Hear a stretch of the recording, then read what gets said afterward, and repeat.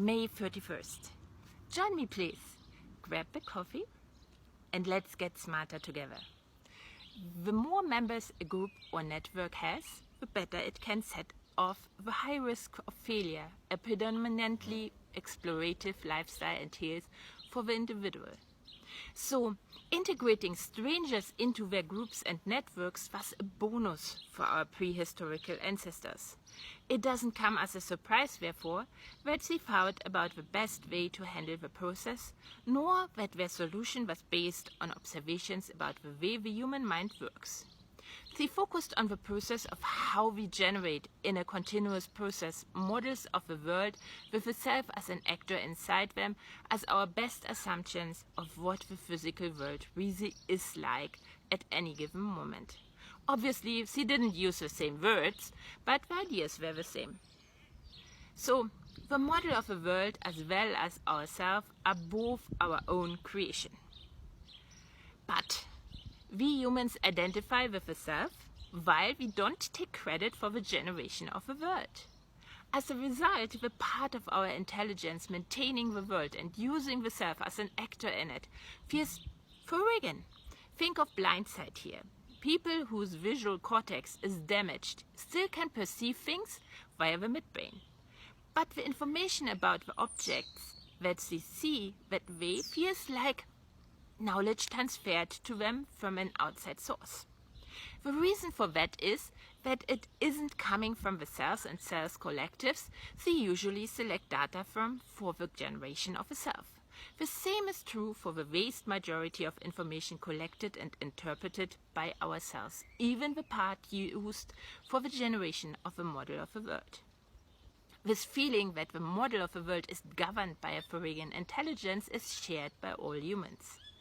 And since all humans in a group, thanks to mirroring, feel like the others in the group are a part of them, it suggests itself that this foreign intelligence, or many intelligences, is one and the same for all of them, just as it suggests itself that it is a different one for non-members of their network.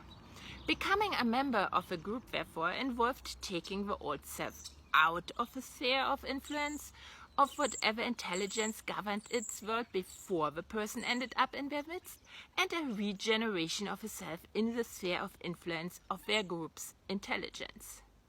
It meant mainly that the reinforcement of certain data was stopped, so it wouldn't be any longer prominent in the selection process for the information that was incorporated into the model of the world and self, while other data was reinforced, so it would be selected far more often than before. Going back to the example of a patient whose visual cortex is impaired, repeated training, reinforcement, will get them to the point where they integrate the midbrain data habitually in the process of a generation of a model of the world and self. The training of a member to be was supported by the use of triggers like scents, sounds, tastes, or movements that imposed a certain type of data selection. Rituals. The knowledge was handed down through stories like the story at the very beginning of the Torah or Bible about the creation of the world.